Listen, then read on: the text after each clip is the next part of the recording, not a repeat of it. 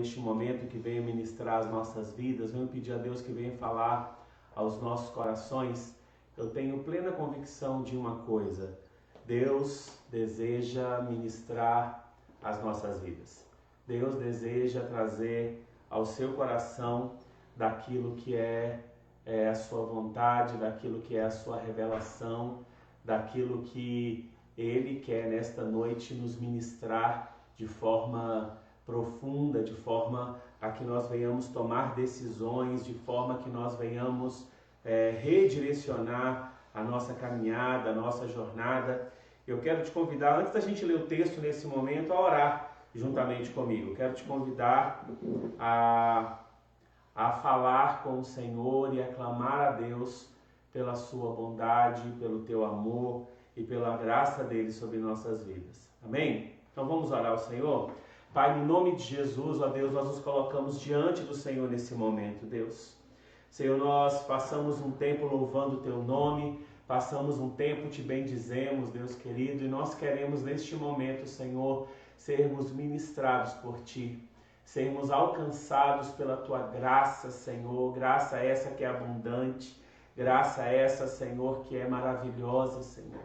Queremos pedir a Deus que o teu Espírito venha se mover em nós, Senhor, através de nós, através da sua palavra, alcançando os corações, as famílias, ó Deus, que estão aqui representadas, Pai. E nós te pedimos, Deus, em nome de Jesus, que seja o Senhor a ministrar, Senhor. Que haja de fato, Deus, ministração da parte do Senhor, porque quando o Senhor fala, o teu Espírito nos leva, Senhor, à tomada de decisões, à mudança de vida, Senhor, a reavaliarmos os caminhos que estamos percorrendo. Mas nós queremos dizer para o Senhor que nós precisamos, Deus, do Senhor. Nós precisamos que o Senhor fale conosco, precisamos que o Senhor se revele a nós e que o Senhor ministre a nós, ó Pai, tudo aquilo, Deus, que é do teu propósito, é do teu querer nesta noite, Deus. Que gere vida em nós, que gere vida em nós, ó Pai. Como nós cantamos, em tuas mãos nos colocamos agora. Fala conosco, Senhor, nesse momento em que o nosso coração anseia ouvir da sua voz. Amém? E eu quero começar te fazendo uma pergunta. Você está de fato e verdade desejoso de ouvir a voz do Senhor? Porque eu estou. Quero muito ouvir da voz do nosso Deus. Quero muito ser ministrado pelo Senhor nesta noite. Abra sua Bíblia comigo no livro de Efésios, no capítulo 4. Efésios, capítulo 4. Nós vamos ler a partir do verso 1.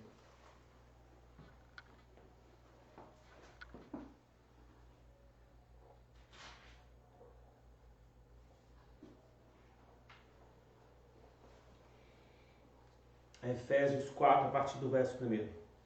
A palavra do Senhor nos diz assim: Rogo-vos, pois, eu, o prisioneiro no Senhor, que andeis de modo digno da vocação a que fostes chamados, com toda a humildade e mansidão, com longanimidade, suportando-vos uns aos outros em amor, esforçando-vos diligentemente por preservar a unidade do Espírito no vínculo da paz. Há somente um corpo e um Espírito, como também fostes chamados numa só esperança da vossa vocação. Há um só Senhor, uma só fé, um só batismo, um só Deus e Pai de todos, o qual é sobre todos, age por meio de todos e está em todos. Amados, quando nós falamos da carta de Paulo aos Efésios, a primeira coisa que precisa nos vir à mente é que nós estamos falando de um dos livros mais importantes, doutrinariamente falando, do Novo Testamento. Mais importante porque no livro de Efésios, no livro aos Efésios, o apóstolo Paulo ele consegue condensar a doutrina de forma que ela fica estruturalmente mais compreensível. E essa carta de Paulo aos Efésios, ela segue basicamente as estruturas das outras cartas de Paulo. Paulo sempre começa as suas cartas com uma saudação, depois ele traz algumas orientações doutrinárias e geralmente no final das suas cartas ele começa então a fazer um trabalho de transformar toda essa doutrina que ele expressou de forma prática, que ele ensinou de forma prática a vida das pessoas. Se nós pudéssemos classificar, eu já disse isso aqui outras vezes, o livro aos Romanos seria a espinha dorsal da doutrina cristã. E o texto aos Efésios seria a coroa, aquilo que vem completar exatamente toda a expressão da doutrina através do apóstolo Paulo.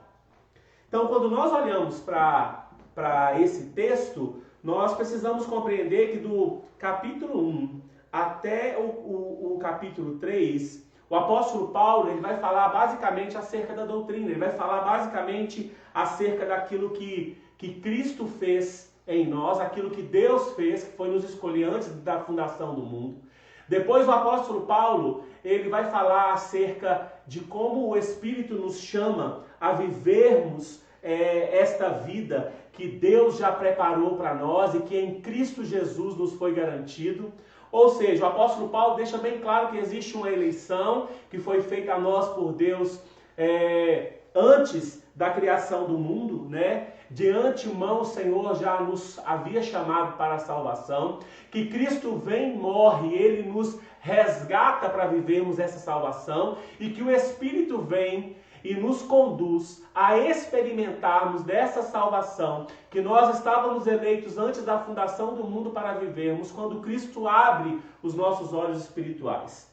E depois o apóstolo Paulo, ele fala da expansão dessa mensagem, não somente para os gentios, para os judeus, mas também aos gentios, e o efeito dessa mensagem na vida das pessoas. O apóstolo Paulo começa a falar então a respeito de como esse evangelho alcança a vida das pessoas, transforma a vida dessas pessoas e as coloca em uma posição de unidade que é a igreja de Cristo, que é o que Paulo chama de corpo de Cristo, né? Então o apóstolo Paulo ele começa então a mostrar e a clarificar aquilo que era a sua intenção nessa carta. E logo, a partir do capítulo 4, nós vamos ver o apóstolo Paulo, ele começar o capítulo 3, o capítulo 4 de forma bem interessante. Ele começa com a expressão, rogo-vos que, pois eu, o prisioneiro no Senhor, que andeis de modo digno da vocação a que fosse chamado. Algo bem interessante que esse rogo-vos é um clamor ardente de que venhamos a viver de modo digno, né? O que Paulo está fazendo com esse rogo-vos é fazendo uma conexão agora, rogo-vos, irmãos, pois, ou seja, compreendendo toda a obra de Deus através de Cristo e a manifestação dessa obra no homem através do Espírito, eu rogo a vocês que, pois, vivam de modo digno, que andeis de modo digno da vocação a que fosse chamados. O que o apóstolo Paulo está fazendo agora é tirar essa ação maravilhosa, o que Deus fez, o que Cristo fez e a manifestação dessa obra a nós pelo Espírito Santo. O que o apóstolo Paulo está fazendo agora é mostrar para a igreja de Éfeso quais seriam os resultados dessa obra na vida prática da igreja, na vida prática das pessoas. Ou seja, o apóstolo Paulo está levando esta igreja a repensar exatamente o que eram os efeitos do que Deus havia feito na eternidade, o que Cristo havia consumado na cruz e que o Espírito Santo havia feito no dia de Pentecostes. Ou seja, o que o apóstolo Paulo está dizendo aqui, irmãos, com essa consciência, com todas essas informações que vocês têm, eu rogo a vocês que vivam de modo digno do Evangelho. E é bem interessante porque esse andar de modo digno do Evangelho, no original traz a ideia de uma balança. E essa balança é uma balança que de um lado está Deus, em um prato, e do outro lado está a sua vida. Ou seja, andar de modo digno é conseguir um perfeito equilíbrio entre o padrão estabelecido por Deus e a qualidade de vida espiritual que nós estamos vivendo. Ou seja, viver o mesmo estilo de vida de Deus, imitar o próprio Deus. E aqui, irmãos, nós precisamos pensar que muitas vezes nós nos achamos no direito de cobrar algumas pessoas porque elas não se portam de forma que nós achamos que é a forma que um cristão, que um pastor, que um líder deveria se portar, mas nós nos esquecemos de que nós devemos andar de modo digno da vocação que fomos chamados, mas que essa vocação a que nós somos chamados é uma vocação para viver como Deus, como Cristo viveu. E aí nós precisamos trazer à nossa mente que as pessoas não são modelo porque elas já alcançaram a perfeição. E o próprio apóstolo Paulo diz isso. Irmãos, eu quero me identificar com Cristo e com os seus sofrimentos, quando ele escreve aos Filipenses, mas eu quero dizer para vocês uma coisa, eu ainda não alcancei isso. Mas uma coisa eu faço, esquecendo das coisas que ficaram para trás e olhando para as que estão adiante de mim, eu prossigo para o alvo. Então o que o apóstolo Paulo está trabalhando aqui nessa introdução é justamente a ideia de que nós precisamos viver de modo digno, e esse modo digno é o modelo que nos foi oferecido por Cristo. É o modelo que nos foi dado por Cristo. E não é um modelo que as pessoas nos oferecem. E aí derruba por terra completamente a ideia de que nós queremos cobrar, queremos imitar o que algumas pessoas fazem, mesmo sabendo que é errado, com base de que o que essa pessoa está fazendo, ela é líder, ela é isso, ela é aquilo outro, eu também tenho que fazer. E quando na verdade o que nós temos que fazer é olhar para as pessoas e aprender o que delas tem de melhor parecido com Cristo. O que não for parecido com Cristo, isso nós não temos que copiar.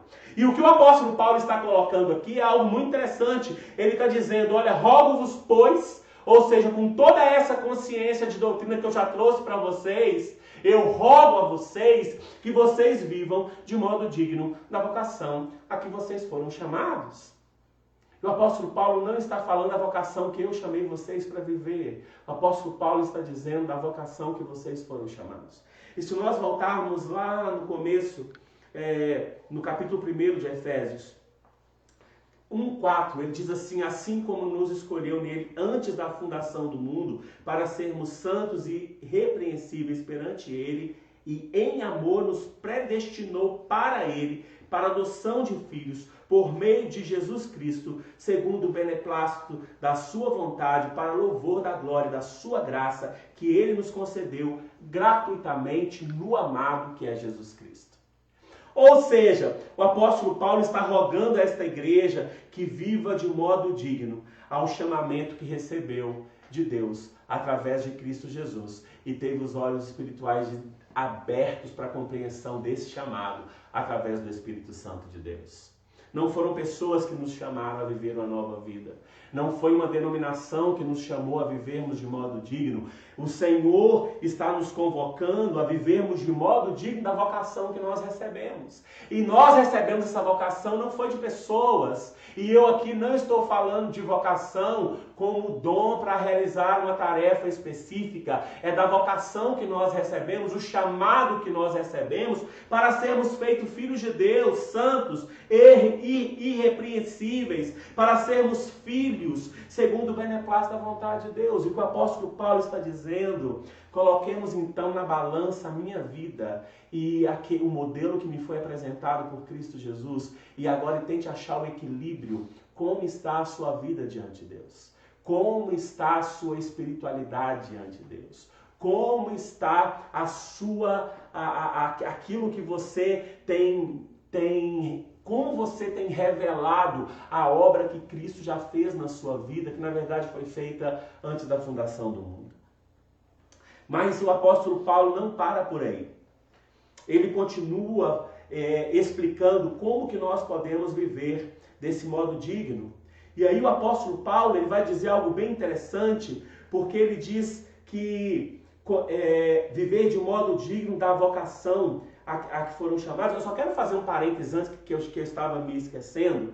É que o apóstolo Paulo ele diz algo muito interessante. Rogo-vos, pois, e aí ele faz um parêntese, uma vírgula.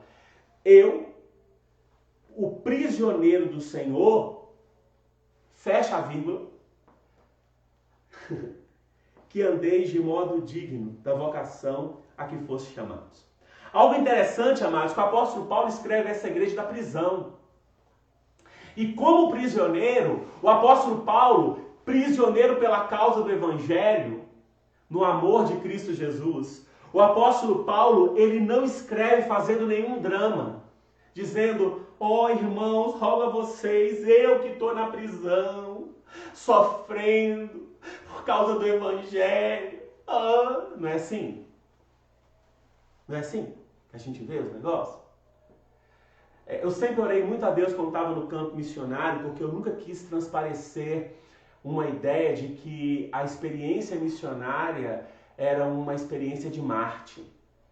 Uma experiência de que eu estou sofrendo pela causa do Evangelho, vocês precisam cuidar de mim, vocês precisam ofertar na minha vida. Nunca quis isso. Muito pelo contrário. Eu sempre fiz questão de mostrar aquilo que Deus estava fazendo, a provisão que Deus fazia, os recursos que Deus enviava, mesmo quando nós passávamos por muitas privações no campo missionário. Eu fazia questão de deixar bem claro que Deus estava cuidando de nós, porque essa era uma experiência minha, da minha esposa, da minha família. Não era algo que eu tinha que usar como arma para poder ganhar e conseguir absolutamente nada, porque o fato do apóstolo Paulo estar prisioneiro é o fato dele ter a consciência de quem de fato ele era e do que ele havia sido chamado para fazer. Eu, Paulo, apóstolo de Cristo Jesus, ele começa essa carta dessa forma, dizendo, eu, Paulo, apóstolo, aquele que é enviado pela vontade de Deus, é ter convicção de quem eu sou. Então, Paulo, ele não coloca aqui o prisioneiro, porque muitas vezes ele disse, eu que sou o prisioneiro de Cristo, eu que estou preso ao amor de Cristo. É a consciência de que a vida tem um propósito, a vida tem um desígnio. Deus nos chama para alguma coisa. Então o apóstolo Paulo ele não faz nenhum drama, ele simplesmente manifesta a situação a qual ele estava. Rogo-vos, pois, eu prisioneiro, de que vocês vivam de modo digno do Evangelho. Mas o apóstolo Paulo, amados, ele começa então a falar da necessidade da unidade. Viver de modo digno, ele diz, olha, com toda humildade, mansidão, com longanimidade, suportando uns aos outros em amor, esforçando diligentemente por perseverar a unidade do Espírito Santo no vínculo da paz. Sabe, amados, e é justamente sobre a unidade que eu quero pensar com você nesta noite, sobre a unidade da igreja.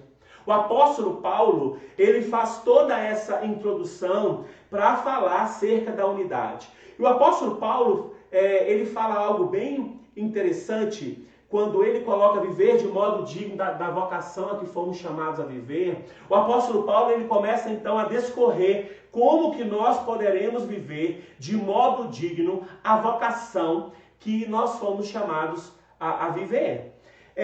Viver de modo digno, eu já disse para vocês que a gente pesar na balança. Então, quando nós pensamos em unidade, a gente precisa pensar que essa unidade é uma unidade que já existia. E existe uma necessidade de nós vivermos juntos. E o apóstolo Paulo, nós vamos lá para o verso 3, para a gente poder falar acerca disso. Ele diz assim, esforçando-vos diligentemente por perseverar a unidade do Espírito no vínculo da paz.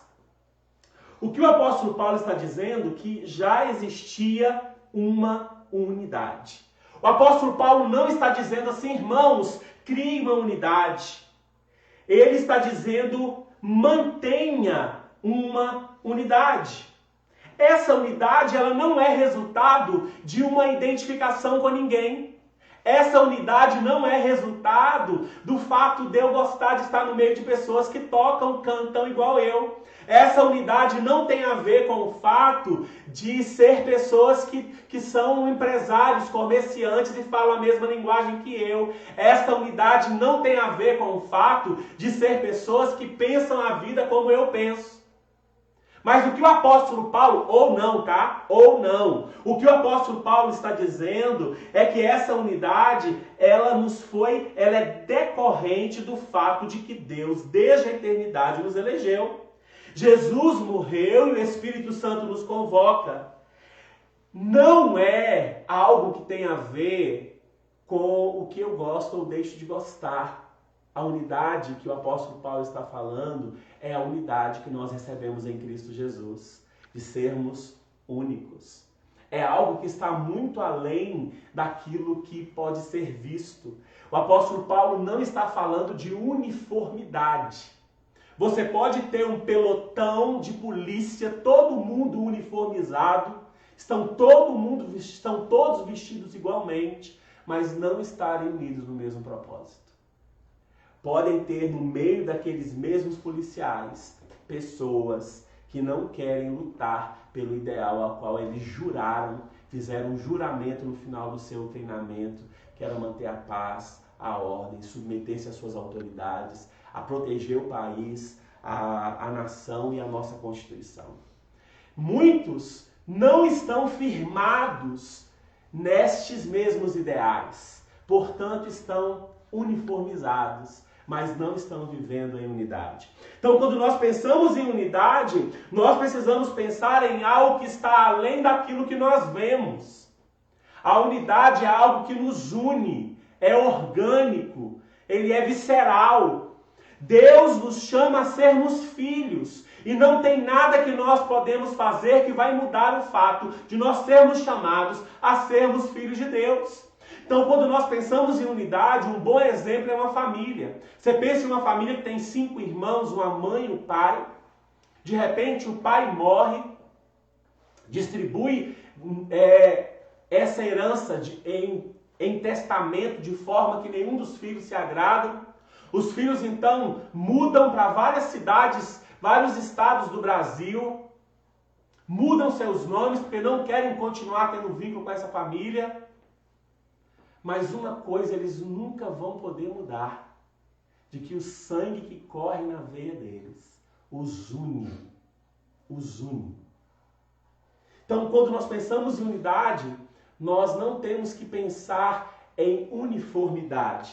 Nós precisamos pensar em unidade aquilo que nos une, e isso tem a ver com Cristo Jesus. Esta é a unidade que o apóstolo Paulo está falando.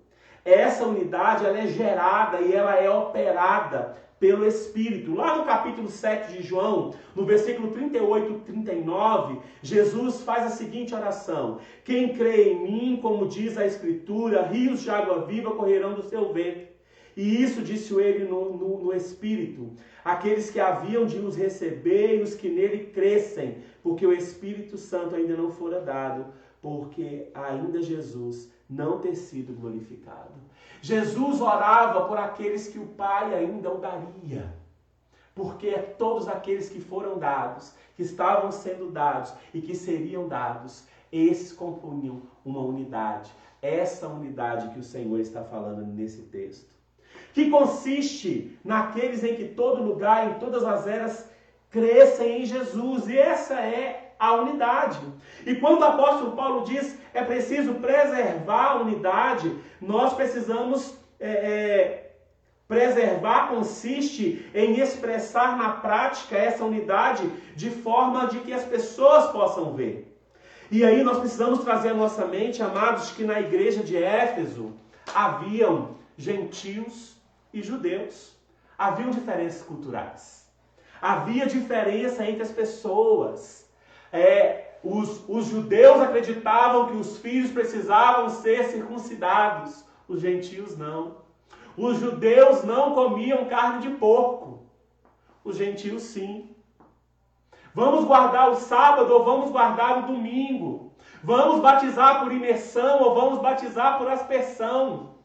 E aí imagina só, no conviver no final do ano da igreja, chega lá o irmão gentil com uma costelinha de porco bem temperada e tá lá o irmão judeu e vai falar: eca, essa carne eu não como. Quando o apóstolo Paulo está dizendo que nós precisamos manter o vínculo, o apóstolo Paulo está dizendo que essas diferenças não podem nos afastar da unidade que nós recebemos em Cristo Jesus. É preciso preservar a unidade do Espírito, juntos, apesar das indiferenças. As indiferenças existem. Nós nunca vamos pensar iguaizinhos, todos nós. Nunca vamos estar unânimes em nenhuma questão. Talvez você olhe para mim hoje e me ache feio com uma jaqueta de couro e gravata. A minha esposa disse que eu estava lindo. Como eu me visto para ela, eu estou feliz, estou faceiro. E nós precisamos compreender que as nossas diferenças não podem nos afastar daquilo que nos une, que é o sacrifício de Cristo na cruz do Calvário, nos chamando a sermos filhos e a vivermos em santidade de vida. A unidade, amados, é nós entendermos que apesar das nossas diferenças, nós estamos unidos em Cristo Jesus. E todas as divisões que nós vemos na igreja ao longo, as divisões históricas, elas muitas vezes tinham cunho simplesmente secundários, administrativos, algumas teológicas, sim, é fato. Houveram divisões que tinham a ver com teologia na história da igreja, mas nós vemos recentemente igrejas que estão se dividindo simplesmente porque as pessoas não estão interessadas em viver em unidade. O que Paulo diz é que nós deveríamos preservar a unidade que já existe em Cristo Jesus. Ela não pode ser produzida por nós. A unidade ela só pode ser produzida por aquele que é a fonte que conecta todo mundo. Eu não posso produzir unidade. O que eu posso fazer é manifestar o que esse chamamento fez na minha vida para que a unidade seja mantida. Mas como nós podemos fazer para poder manifestar publicamente esta unidade que nós já recebemos de Cristo Jesus? Aí nós precisamos voltar para o verso 2. Como nós podemos manifestar publicamente esta unidade que nós já recebemos em Cristo Jesus? Lá no verso 2, diz assim: com toda humildade, mansidão, com longanimidade, suportando-vos uns aos outros em amor. A primeira coisa que nós precisamos fazer é suportar uns aos outros.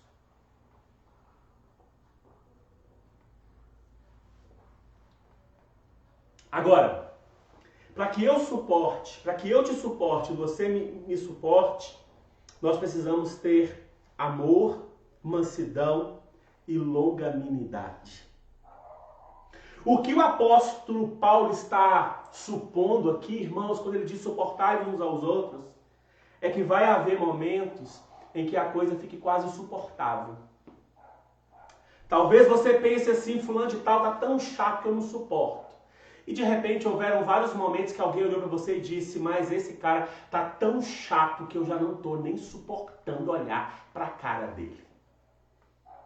E aí o apóstolo Paulo está dizendo, amados, com toda humildade, mansidão, com longanimidade, suportando-vos uns aos outros em amor. E aí nós precisamos novamente pensar que quando a Bíblia fala de unidade, ela não está falando em uniformidade. Sempre teremos as diferenças. Sempre teremos as diferenças. Suportar significa: eu não concordo com você, mas você é meu irmão e precisamos seguir juntos para que o nome de Cristo possa ser glorificado. Suportar significa que eu vou assumir que eu de mim mesmo sou incapaz de fazer qualquer coisa para manter a unidade, mas eu fui chamado para fazer parte dessa unidade por aquele que é a fonte, Jesus Cristo, que me escolheu antes da fundação do mundo, quando eu ainda era pecador, miserável, indigno de ser participante do reino de Deus. Ele me escolheu para que eu fosse participante do reino da sua luz. Amado, esse é um negócio maravilhoso, viver em unidade. É suportar. Por que as pessoas não se suportam e decidem se separar? Porque elas não estão dispostas a suportar uns aos outros. Elas não estão dispostas a amar. E a gente vê isso até no casamento. As mudanças acontecem, as pessoas mudam, os relacionamentos, eles se transformam, eles se desenham, eles se modificam. As pessoas, elas passam por momentos difíceis, nem todos os dias são iguais. Existem dias que o grau de tolerância diminui, está lá embaixo. E nós precisamos entender que fomos chamados para viver em unidade. E elas decidem se separar, decidem fazer um cisma. Mas o caminho bíblico não é esse. O caminho bíblico não é abandonar as pessoas. O caminho bíblico não é se afastar das pessoas. O caminho bíblico é suportar em amor. E aí o apóstolo Paulo vai dizer o seguinte, com toda humildade: o soberbo não aceita ser suportado e não aceita suportar ninguém. Quando somos confrontados, nós só conseguimos viver em humildade quando nós somos confrontados com a realidade de que a vida de Cristo é o modelo que nós temos que seguir. E muitas vezes nós somos tão orgulhosos, tão soberbos, tão presunçosos, que achamos que somos melhor do que os outros. Ah, não, eu vou sair daqui porque não me cabe aqui. Eu vou sair daqui porque não me aplaudem como eu gostaria de ser aplaudido. Ah, eu vou sair daqui porque as pessoas não me valorizam. Na verdade, isso só demonstra que Cristo não ocupa o lugar que deveria ocupar na nossa vida. Porque se Ele ocupasse, nós entenderíamos que tudo é para Ele, tudo deve voltar para Ele, tudo deve glorificar o nome dEle. Suportando os uns aos outros em amor com humildade. Humildade é eu entender que sou pó, vim do pó, sou pó, e para o pó eu voltarei. Ser humilde é quando Isaías tem a sua visão e ele diz: ai de mim que vou perecendo, porque eu vi o Senhor assentado no alto e sublime trono. Humildade não é aquela postura, as pessoas confundem muito humildade com aquela postura de gente que faz assim. Tem muita gente que faz assim, mas o coraçãozinho é ruim. Ruim. Você não tem nem ideia. Humildade não tem a ver com posicionamento corporal. Humildade tem a ver com consciência de quem eu sou em Cristo Jesus. E se queremos manifestar essa unidade para que as pessoas vejam essa unidade no mundo físico, eu preciso suportar uns aos outros, e para suportar um ao outro, eu preciso ser humilde. O soberbo tem dificuldade de manifestar humildade. Eu não estou falando para você andar de chinela havaiana porque tem gente pobre, não é isso não. Humildade é você reconhecer que em você também existem falhas. E sabe qual é o pior senso de humildade? É gente que é tão humilde, que se achar alguém mais humilde que ela, manda matar, porque o posto de humildade é meu. Ninguém pode roubar a minha posição de humilde. É tão humilde que fica soberbo. Tão humilde que é. Mas se esquece de que Cristo Jesus nos chamou para sermos semelhantes a Ele. E aí o apóstolo Paulo diz mais: com toda mansidão. Sabe quem é o manso? O manso é aquele lento em insistir com os seus direitos. Esse é o manso. O manso é aquele que não conversa com furor. Porque a palavra branda aplaca a ira. Mas a palavra irada, ela traz o furor. O manso é aquele que, embora ele possa vingar-se, ele decide não fazê-lo. Ser manso é ter o pleno controle de seu temperamento. E sabe uma coisa que é muito complicada? Tem gente que estuda quais são os temperamentos. Tem um livro de Tim LaHaye que ele fala sobre os temperamentos transformados. E algo bem interessante que eu me lembro, que algumas pessoas às vezes escreviam, faziam teste no seminário, porque nós fizemos o teste, e aí de repente o cara chegava na sala de aula, você falava alguma coisa, o cara soltava os cachorros em você. Não, é que eu sou colérico. Vamos caçar colérico no pescoço de uma égua, né? A Bíblia diz que todo o nosso temperamento deve ser subjugado ao domínio do Espírito. Vamos suportar uns aos outros, mas vamos entender que muitas vezes somos nós que temos que ser suportados. Somos nós que somos intragáveis. Somos nós que somos intoleráveis. Estamos dando náuseas nas pessoas. Precisamos ser honestos conosco mesmo e entender que muitas vezes nós precisaremos reavaliar o caminho que nós estamos percorrendo, porque estamos sendo nós insuportáveis para as nossas esposas, para os nossos filhos, para os nossos companheiros de trabalho, para os nossos pastores, para os nossos irmãos da igreja, para os pastores. E às vezes nós precisamos entender de que suportar-vos uns aos outros é manifestar mansidão. Espera 24 horas, se você estiver muito irado e não tiver condições de conversar, para você não dizer palavras que depois você vai se arrepender de tê-las dito. E a palavra é como flecha lançada depois de solta, não tem como voltar atrás. Mas enquanto a palavra está com você, você é senhor dela. Depois que ela é lançada, ela é senhor de você. Porque ela já foi dita e você vai colher todas as consequências das palavras que você disse. A mansidão é quando eu sou lento em insistir em meus direitos. Sabe quando o cara olha para o outro e fala assim, eu tenho direito. Adolescente adora dizer isso, né? Eu tenho direito. Nós precisamos pensar que mansidão é entender de que os meus direitos, eles caem diante daquele que é a balança, o peso que vai me igualar na balança. E quando o apóstolo Paulo fala de suportar-vos uns aos outros, ele fala também de longanimidade. Com longanimidade. A longanimidade é para aguentar, é ser longânimo, é ânimo longo. E essa palavra, irmãos, ela vem do termo grego macrotimia, ânimo longo, paciência esticada ao limite máximo. E paciência com pessoas, mais do que circunstâncias. Paciência com o outro, em esperar o tempo do outro. Amar é também esperar o tempo do outro.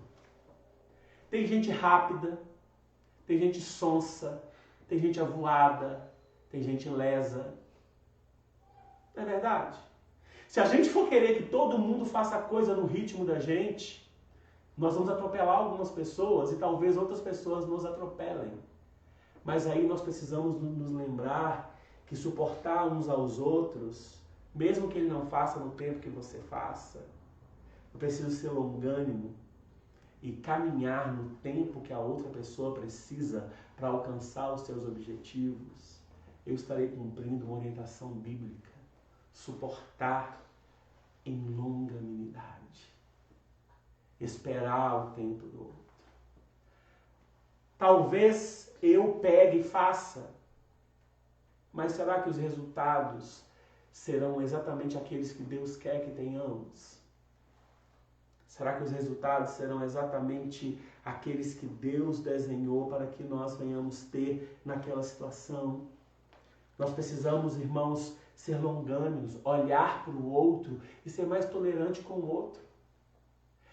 Isso é tão interessante, eu vou ser muito honesto com vocês, isso é algo que Deus tem ministrado muito ao meu coração. Não que eu não saiba ser longânimo, mas que às vezes me falta paciência em esperar o outro. E eu, conversando com um dos meus pastores amigos que me discipulam, que me mentoreiam, que me orientam quando eu preciso de uma orientação, ele me disse: meu amado, se não for Deus, o Espírito Santo a convencer os corações, não serão as suas palavras. Sabe, amados, nós precisamos entender que tem coisas que se o Espírito de Deus não fizer, não somos nós que vamos fazer. Não adianta nós queremos fazer que os outros, ou que os nossos filhos, ou que nossos pastores, seu esposo, sua esposa, entendam as coisas da forma que você quer que elas entendam. Às vezes elas vão precisar de um tempo, e esse tempo será o tempo necessário para que o Espírito Santo abra a compreensão, o entendimento dela, para que ela compreenda a coisa como precisa ser compreendido. Ou de repente é você que está precisando compreender diferente, não a pessoa. Às vezes você precisa ter uma outra experiência. Agora, como nós podemos manifestar publicamente essa nossa unidade que temos em Cristo Jesus? Vamos voltar de novo para o verso 3. Esforçando-vos diligentemente por preservar a unidade do Espírito no vínculo da paz. Esse texto que segue, versículo 3, 4 e 5, são chamados de versículos trinitários. Porque o versículo 3 fala do Espírito, o versículo 4 fala... o versículo 4 fala do Espírito, o versículo 5 fala de Jesus Cristo e o verso 6 fala de Deus, o nosso Pai. Então, quando o apóstolo Paulo diz: esforçando-vos diligentemente, esse é uma necessidade de manter a paz. Manter a paz é a paz presente, e nós temos que pensar, irmãos, naquilo que nós ainda vamos receber. Esse vínculo é um vínculo eterno. A paz é aquilo que nos prende. E sem a humildade, a mansidão, a longanimidade, é impossível nós deixarmos, é impossível nós suportarmos uns aos outros. Então, a humildade, a mansidão e a longanimidade, ela vai nos levar a trabalharmos para se manter a paz. Esforçando-vos. Esforçando-vos é como se eu já gastei toda a minha energia, eu já fiz tudo aquilo que eu achei que eu poderia fazer, eu já trabalhei dentro do meu limite e agora eu vou me esforçar. E esforçar diligentemente por perseverar, por preservar a unidade. Eu preciso trabalhar para manter a paz. E isso, amados, esse esforço, ele vai me levar a me gastar. E nós precisamos nos gastar, porque eu não vou lutar contra pessoas, eu vou lutar contra mim mesmo, eu vou lutar contra o que está dentro de mim, eu vou lutar contra o meu pecado, eu vou lutar contra as coisas que me impulsionam a fazer o contrário. Quando nós pensamos em diligência, a diligência requer também esforço. Se esforçar com um objetivo claro. É um trabalho duro, sabe por quê? Se eu vou manter a paz, eu vou precisar reconhecer que errei e vou precisar pedir perdão em amor. Eu vou precisar ter paciência. Eu vou ter que aprender a confrontar sem ferir. Eu vou ter que aprender a discordar sem ferir. Vou ter que controlar as minhas palavras. Preciso aprender a falar palavras brandas. Em outras palavras, o que o apóstolo Paulo está dizendo, irmãos, sejam cristãos, vivam como filhos de Deus. Esvaziem os seus corações de amargura. Esvaziem os seus corações de palavras pesadas. Esvaziem os seus corações de palavras que machucam, que ferem. Por isso que ele diz: esforçando-vos diligentemente. A diligência tem a ver com um propósito bem definido. Eu sei o que eu quero. Eu sei por que eu estou fazendo isso. Eu sei onde eu quero chegar. O que acontece é que muitas vezes nós caminhamos como se nós nem tivéssemos noção do que nós queremos para a nossa vida espiritual. Nós vivemos a nossa espiritualidade como se a nossa espiritualidade fosse um fim nisso aqui que nós estamos fazendo. E vir ao culto, participar de um culto, é somente um aspecto da manifestação daquilo que nós somos em Cristo Jesus. Mas nós somos chamados a viver a unidade. E essa unidade nos desperta a caminharmos na direção daquele que nos une. E aí, o apóstolo Paulo vai dizer a razão pela qual nós devemos manifestar publicamente esta unidade que nós recebemos. Porque há somente um corpo e um espírito, como também foste chamados numa só esperança da vossa vocação. Há um só corpo, irmãos. A fusão de cristãos em todos os tempos, em todas as eras, aqueles que nasceram de novo em Cristo Jesus, aqueles que creem na Trindade, aqueles que creem que salvação é só pela obra de Cristo, não existe salvação em outro caminho, aqueles que creem na Trindade, Pai, Filho e Espírito Santo, aqueles que creem que a Bíblia é revelação divinamente inspirada por Deus e é útil para corrigir, e aí se segue. Nós precisamos entender, amados, que são esses que são chamados a fazerem parte do corpo de Cristo em todo tempo, numa só esperança, a esperança da vocação. Qual é a nossa esperança? É que, selados pelo Espírito, um dia nós teremos o nosso corpo glorificado e veremos face a face aquele que nos chamou a vivermos em unidade. Essa é a nossa esperança, é a esperança de que aquele que nos chamou é aquele que está nos aperfeiçoando pelo poder da sua palavra todos os dias, é aquele que está ministrando em nós, é aquele que está nos convocando, é aquele que está nos chamando, é aquele que está nos despertando a sairmos da nossa zona de conforto e olharmos para o final da vida entendendo que sem Cristo Jesus não vale a pena continuar. Há um só Senhor, uma só fé, um só batismo. Amados, infelizmente nós vivemos um tempo de cristãos que não tem Deus como Senhor, que não tem Jesus Cristo como seu único Senhor. Servem a qualquer senhorio, adoram qualquer senhorio, mas se esquecem que porque o Senhor Jesus diz que aqueles que me amam, estes fazem a minha vontade, obedecem às minhas palavras.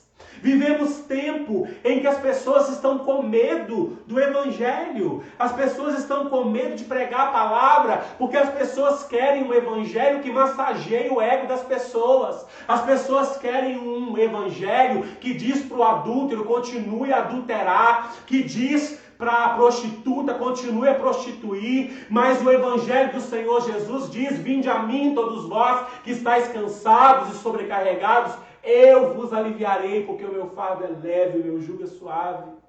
Mas vem a mim, eu sou o Senhor deste reino, esse reino é chegado, esse reino traz transformação de vida. Lá no poço, Jesus disse para aquela mulher: se você beber da água que eu te der, fará de você uma fonte que jorra para a eternidade e você nunca mais vai ter sede. Aquela mulher entendeu que precisava ter o seu pecado perdoado. A mulher do fluxo de sangue toca em Jesus, ela diz: filha, a tua fé te salvou, vá, não peques mais. Precisamos nos submeter ao senhorio de Cristo. Ele é o Senhor da igreja. Ele continua sentado no trono, não somos nós. E a orientação dele é: viva essa unidade, suporte uns aos outros em amor, humildade, mansidão, longanimidade, mantenha a paz, se curve diante do Senhor. Reconheça que não existe outro Senhor. E aí o apóstolo Paulo conclui a sua ideia dizendo: um só Deus e Pai de todos, o qual é sobre todos, age por meio de todos e está em todos aqueles que nasceram de novo. Em todos aqueles que se derramaram aos pés da cruz e disseram: Jesus, sem ti eu não sou absolutamente nada. E com isso, irmãos, o apóstolo Paulo está dizendo que somente aqueles que verdadeiramente experimentaram da cruz conseguem viver em unidade. E se lembre que unidade não tem a ver com uniformidade. Talvez você se pergunte nesse momento assim, pastor, mas como eu vivo isso? Como eu aprendo isso? Eu quero tirar com você algumas lições desse texto. E a primeira lição que eu acho que nós podemos trazer para as nossas vidas é que precisamos viver de modo digno e manifestar a obra de Cristo para as pessoas. O mundo celebra quando uma igreja processa outro, quando um pastor famoso fala mal de um cantor, quando um cantor fala mal de um pastor. Nós que estamos aqui nos interior, o povo não está muito agarrado não, mas o povo está aí, o povo está assistindo. Mas as pessoas também estão vendo o que nós estamos fazendo. Nós precisamos viver de modo digno, manifestar a obra de Cristo, que Cristo realizou em nós, viver de forma diferente. As pessoas têm que olhar para as nossas casas e ver em nossas casas a luz de Cristo. As pessoas têm que olhar para o nosso casamento e ver o nosso casamento à luz de Cristo. As pessoas têm que olhar na forma que nós educamos os nossos filhos e ver a luz de Cristo. As pessoas têm que ver a forma que eu falo dos meus líderes, dos meus pastores, a forma que eu trato meus irmãos da igreja, à luz de Cristo, na unidade. Na unidade. A segunda coisa que nós precisamos aprender é que, da mesma maneira que eu quero ser suportado, eu preciso aprender a suportar as pessoas. Humildade, mansidão e longanimidade. Não gaste tempo falando mal das pessoas, ore por elas.